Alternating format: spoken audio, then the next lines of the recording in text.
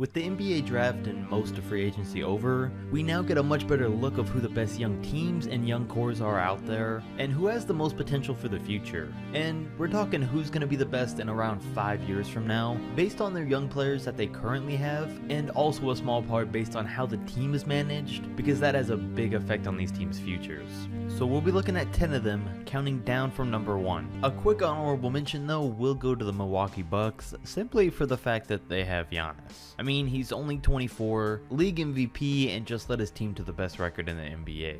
He's a young player that'll make his team great for years to come, but that's not exactly a young core, so he doesn't make the official list. We will start with number 10 though, which belongs to the Memphis Grizzlies. And I'm sure that in the next couple of years the Grizzlies will deserve to be ranked higher, but right now the rebuild really just started. And I gotta say, they're already off to a great start. They got Jaren Jackson Jr. last year through the draft, Ja Morant this year, and guys like Grayson Allen, Josh Jackson, and a trade asset in Andre Iguodala all recently. Some people might also mention that they have Jonas Valanciunas too, but he's already 27, so he's not really part of their young core. But with all of that and 2 potential stars leading the way, this team already has a great young core. Number 9, the Suns. The Phoenix Suns barely rank in at number 9 because while they have 2 superstar caliber players in DeAndre Ayton and Devin Booker that are both under the age of 23, they're still the Suns, who have shown some of the worst management in the NBA in recent years, which is why they've had a losing record 7 out of the past 9 seasons, dating back to 2010 when they still had Steve Nash. The Suns also still have guys like Mikal Bridges, Kelly Oubre, Dario Saric, and Cam Johnson, but at the rate things are going, Booker and Ayton might request trades before they ever get a chance to become a good team.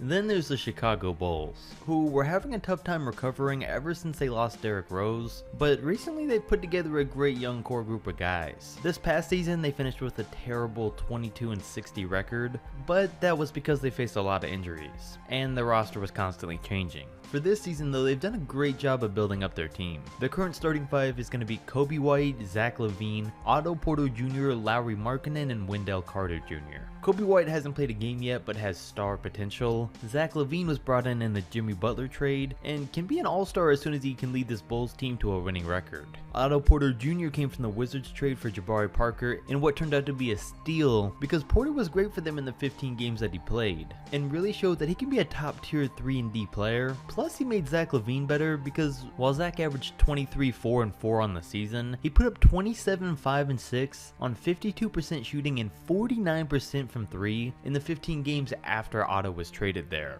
And then Lauri Markkanen also came through that Jimmy Butler trade and definitely has all-star potential. Then there's Wendell Carter, who did have a disappointing rookie season, but could come up huge down the line. And then they also have a guy like Walt Lemon Jr., who could be a good small surprise for them next season. And not even to mention that all of these guys are 26 and under.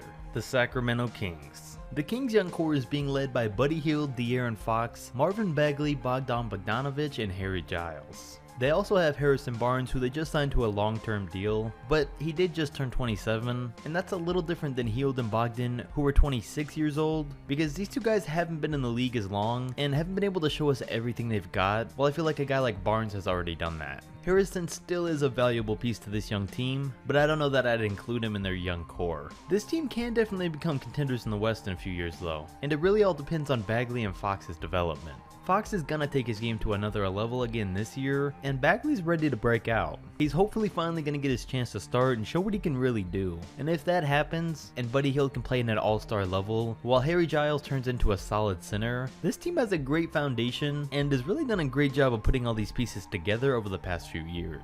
Then ranked ahead of them is the Boston Celtics. And even if the Boston Celtics had nobody right now, I think they'd still make the list for a team with one of the brightest futures, because their front office is so good at keeping them relevant.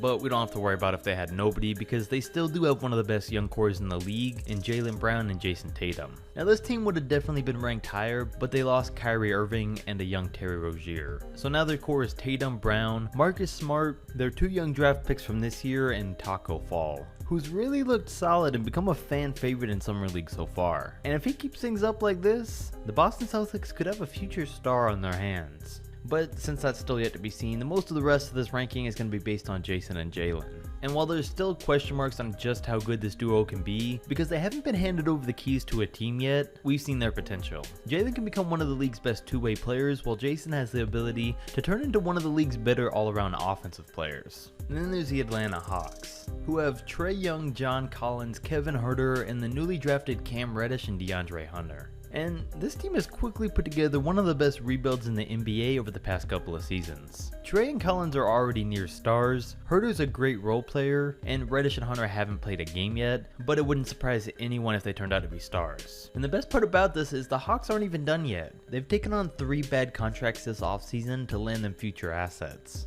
But if we're just speaking of guys currently on the team, there's 4 potential future all-stars here, all under 21 years old. And that doesn't happen too often ever in the NBA. And on top of that, they just signed Jabari Parker to give him another shot coming off their bench. After the start of his career was filled with injuries, now that he's healthy, there's still a chance he can turn things around. And I think all of these guys can play great together. I mean, they already have pretty much a full lineup, and now they just need a center. They would rank a little higher, but it's still unclear which of these guys, if any, can really break out and become a superstar. That's not so much the case for number 4 though, with the Pelicans. And this was a tough one. When I first started making this video, I thought the Pelicans were going to get ranked either first or second, but they couldn't have ended up there because their young core just hasn't proven themselves as much as they'll need to though.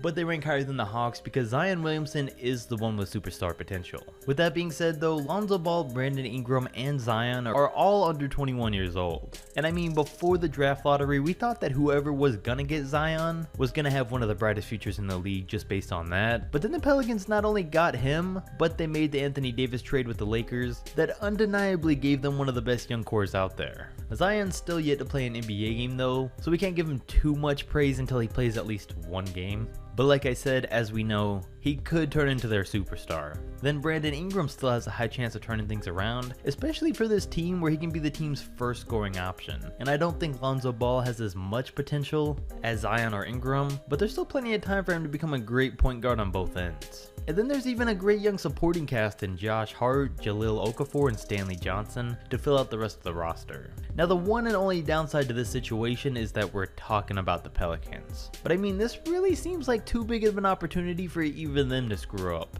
Because I mean, we didn't even talk about their rookies coming into the season in Nickeil Alexander and Jackson Hayes. So I'm really going to be surprised if they do. There's no doubt that for the next 5 or even 10 years, this team is going to have one of the brightest futures in the NBA. Now let's all just hope that these players can live up to the hype and become a top team in the league one day. Number 3 goes to the Dallas Mavericks, who didn't do a good job of filling out their roster this postseason, but they did convince Kristaps to stay and team up with Luka Doncic, which gives them hope for the future. And I think both of these guys really do have MVP potential down the line. As a rookie, people already talked and made outrageous claims about Luka's potential of being able to be the next face of the league after LeBron.